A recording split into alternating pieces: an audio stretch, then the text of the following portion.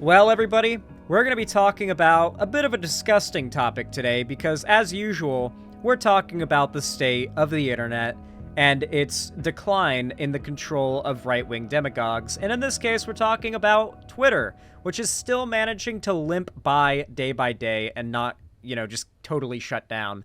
The bugs are becoming more prevalent, the outages are becoming more common, the site does seem like it's just really limping along and, doing worse each passing day, but it's still going. It's still up. People are still using it. And some of the most prevalent users on the site are notorious hate speech accounts. Most notably, an account that was suspended and then unsuspended today called Valid Els. This is a screenshot of when the account was suspended. It was only suspended for maybe 6 hours before most likely Elon personally unsuspended it. But as you guys know, transphobia has been completely allowed on Twitter openly, as declared by Elon Musk for quite some time now. So the fact they ever got suspended in the first place definitely wasn't because of transphobia. Now, Elon Musk has had a very clear, history of personally unbanning people that, yes, did directly break the rules of the website, but also bring so much traffic to the site and are so well known that he can't afford to lose them.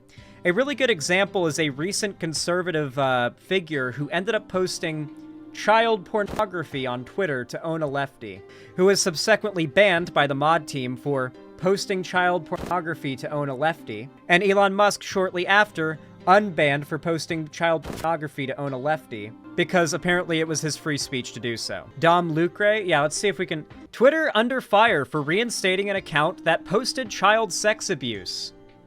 Twitter came under renewed fire Thursday over its handling of child sex abuse imagery after it reinstated the account of a right-wing influencer who had tweeted an image of a toddler being sexually tortured. After some of the account's more than 500,000 followers complained that the account had been suspended for its political messaging, Twitter owner Elon Musk responded Wednesday by saying that it was because of the image. Quote, "Only people on our CSE team have seen those pictures," Musk tweeted, so he knew, of course. Referring to the company's child sexual exploitation staff, quote, "For now, we will delete these posts and reinstate the account." In fact, the image in question had drawn more than 3 million views and had 8,000 retweets, according to Twitter's statistics on a cached version of the tweet from Tuesday. Experts said that even photos that are partially obscured, such as the image shared by the influencer, typically qualify as illegal child sex abuse material, or CSAM. Elon Musk just straight up has, a very, very clear history of personally unbanning accounts that engage in some pretty horrendous behavior, particularly involving children. And in this case, it goes even deeper. Exclusive. Twitter pays thousands to account blasted for mocking child suicide.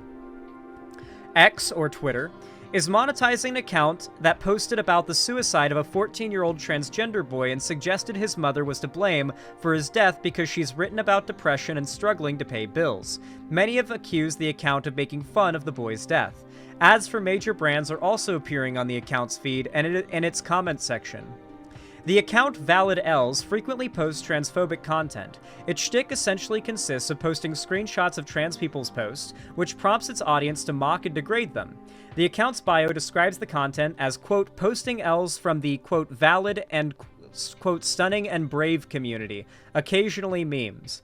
On Sunday, Valid Els, which uses the screen name Valid, people taking Els, posted a screenshot of a mother writing about the death of her son. In the post, the mother said that her 14-year-old trans son had taken his life despite having family support. He was still targeted and suffered anti-trans hate online, she wrote. Quote, "GC people, this is the result of your bigotry. I hope you are proud. Hashtag protect trans kids." GC stands for gender critical, a code phrase that transphobic people use to describe their beliefs. The mother included a photo of her son in happier times and one of her kissing his forehead in the hospital while he was on a ventilator before he passed away. The parent's X account is now protected. She did not respond to a direct message seeking comment. The Daily Dot is not identifying her or her son out of respect for the family's privacy. Valid Els followers reacted by also shaming the boy's mother, misgendering him, and making other hateful and abusive comments. One wrote that the grieving mother encouraged her son to join the death cult. Overexpressed sympathy for the family. A few thought that Valid L's post crossed the line. Quote, "I'm all for going against this kind of stuff, but making fun of a child's suicide is kind of far," wrote one user. Also on Sunday, Valid L's reposted a meme glorifying the account for screenshotting suicide notes by transgender people. And I'll go ahead and show you guys this image. This Valid L's retweet. Teesler writing his suicide note on Twitter. Valid L's taking a picture of it, and that's the meme. So yeah, just, you know, they're literally all about just celebrating the deaths of trans people. Valid L's also gained a lot of followers when Brianna J was murdered for celebrating and making fun of Brianna J. Valid L's was like the primary account within the right on Twitter that started most of the degrading jokes you hear Nazis make about Brianna J and her murder. Alejandra Carabello, a clinical instructor at the Harvard University Cyber Law Clinic, informed the Daily Dot of the post celebrating the boy's death and noted that Valid L's is both monetized and has ads displayed on their X account. Valid L's account is now monetized. Ads are showing up right next to tweets mocking a 14-year-old trans kid who died by suicide. On Monday, the Daily Dot found major brands ads on Valid L's account. The brands include LG Electronics, Nordis, TrueLeave, BuzzNet, Nightscope, and online shopping tools, among others. None of the companies immediately responded to requests for comment on Monday. An inquiry sent to online shopping tools via email bounced back as undeliverable. Valid L's responded to Carabello's post with derision. Quote, "Here's more to get mad about," they wrote, along with a screenshot of their purported earnings showing that they've made $4,500 from X since February. They've earned nearly $3,000 of that income since the beginning of September, according to the screenshot. X did not respond to a request for comment about monetizing Valid L's account and displaying advertisements there. An email to the company's press office prompted an auto-reply that claimed it was busy now and to check back later.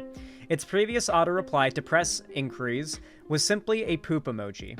Yeah, by the way, if you use the term press in any inquiry towards Twitter, they just respond with a poop emoji. Elon Musk put that in place. Like, they just send any press or news organizations that aren't right-wing that reach out to them a little poop emoji as the response. Epically owned. X has been bleeding advertisers since Elon Musk bought the company and went on a spree of unsuspending accounts that were permanently suspended for hate speech and other violations. Earlier this year, the Daily Dot reported that it paid portions of ad revenue to far-right figures including Andrew Tate, who has been charged with rape and human trafficking in Romania. In response to a direct message-seeking comment, Valid L's wrote Daily Dot, followed by 3 laughing emojis and a poop emoji. On Monday, Valid L's suggested it wasn't making fun of the boy. They reported another account that also posted about his death and denied that they were mocking the child. The post went on to blame the mother for her son's suicide. You need to understand that, Twitter is just going downhill. There's no reason to be on there anymore. I don't know why people are, like, on the left are still using the platform when at this point, like, every other post has to be just some insane Nazi post celebrating the death of trans people or Jews or something. So, personally, I'm pretty happy that I got banned off Twitter for telling a pedophile to themselves. Because, you know, I couldn't think of a better way to go out off that absolute shit show of a platform. I really couldn't think of a better way for Elon Musk to go out, too, because I've been seeing over time as the dick riding for Elon Musk just evaporates into nothing. Not even Elon Musk, or not even Mr. Beast is doing the Elon Musk dick riding in his videos anymore. Like, he truly has lost his ability to appeal to the mainstream. And I couldn't be happier. I really couldn't. A lot of people have to use Twitter because it's the only way to contact YouTube if you're demonetized or banned. That's true. That is true. Once, like, another platform has to become prominent enough that YouTube will start primarily using it for that kind of thing. Although Instagram also works. I think you can get your shit fixed through Instagram DMs with YouTube. I may be wrong. Sex workers also don't have a choice, right? No, because Twitter is cracking down on sex workers, right? Isn't that correct? Twitter crackdown on sexual content. Obviously not child sexual content posted by Nazis. Yep, 3 days ago. So Twitter is cracking down on nudity. Sex workers report notifications that their accounts have been restricted in reach and hidden from search results. X, formerly Twitter, may sound like a porn site, but it's growing more hostile to adult content. Although currently awash in misinformation and extremist hate speech related to the ongoing war between Israeli armed forces and Hamas militants, Rolling Stone's definitely pro-Israel, the platform is apparently focused on keeping nudity out of users' feeds rather than how it may be fueling violence and geopolitical instability. More than a dozen sex workers with NSFW accounts, many of them promoting OnlyFans pages, tell Rolling Stone that in recent days, their engagement has plummeted. Some claim that their handles don't come up in searches, or have received specific notifications that their reach has been limited. So, yeah. You don't really even have the argument that Twitter is valuable to sex workers anymore, because at this point, Instagram might be more friendly to sex workers than Twitter, which is an unthinkable idea just a few years ago, but have a right-wing fascist, freshly divorced and very insecure, take control of the most popular platform in the world, and that kind of stuff just sorta happens.